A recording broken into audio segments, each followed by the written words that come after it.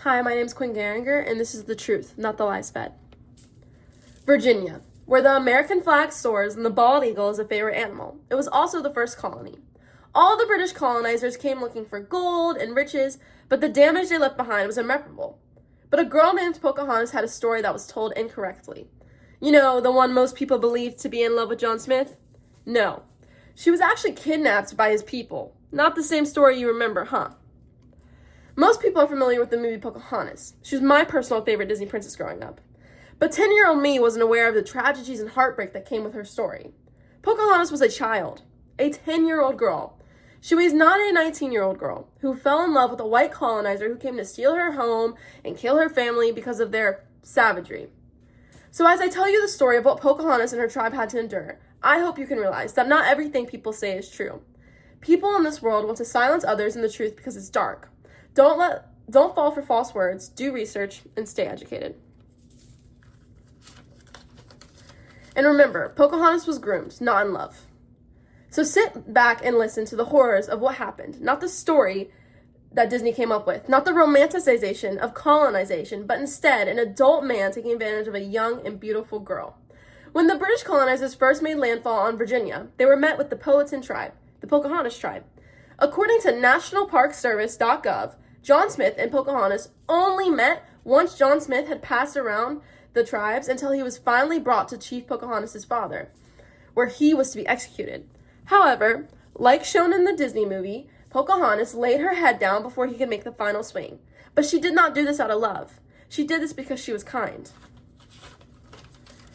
While this event has been debated for centuries on what really happened, as John Smith couldn't have known at the time, as he didn't speak the language, what actually was going on, he claimed he was accepted into the tribe and given gifts of food, water, and fruits.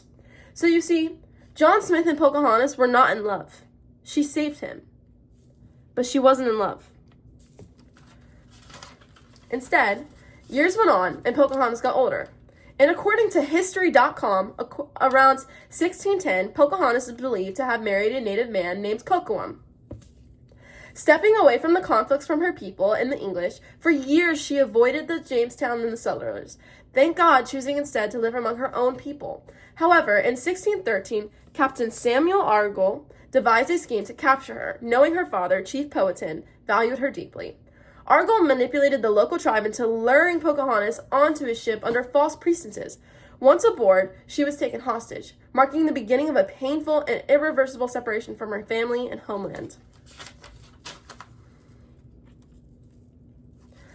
After capturing Pocahontas, Argall sent word to Chief Powhatan, demanding a ransom in exchange for her return. His conditions were strict. Powhatan had to release English prisoners, return stolen weapons, and provide the settlers with much-needed food. However, when the ransom came, it was only half of what the English had demanded. Whether Powhatan was unable or unwilling to give in, the result was the same. Pocahontas remained in captivity, abandoned by her people she had once tried to protect. This betrayal was likely devastating, as she was now entirely at the mercy of the English. During her captivity, Pocahontas was taken to the English settlement of Hennikerus, where she was placed under the care of Alexander Wickerman. Her time there was not just about confinement, it was about transformation. The English sought to erase her Powhatan identity, forcing her to learn their language, adapt their customs, and accept their religion. She was instructed in Christianity and eventually baptized, given the name Rebecca to signify her supposed rebirth into English society. Her past as a Powhatan woman was stripped away, and she became a symbol of English conquest rather than the free-spirited girl who once roamed her homeland. And from the intriguing Natives and Newcomers book by James Axel, I discovered that after her forced conversion and marriage to John Rolfe, she was no longer seen as a Powhatan woman, but as an English pawn. The life she once knew, her family, her traditions, her freedom was taken from her, leaving her isolated in a foreign world that used her for its own gain. Pocahontas was taken to England, where she was paraded as proof of the English civilizing native people.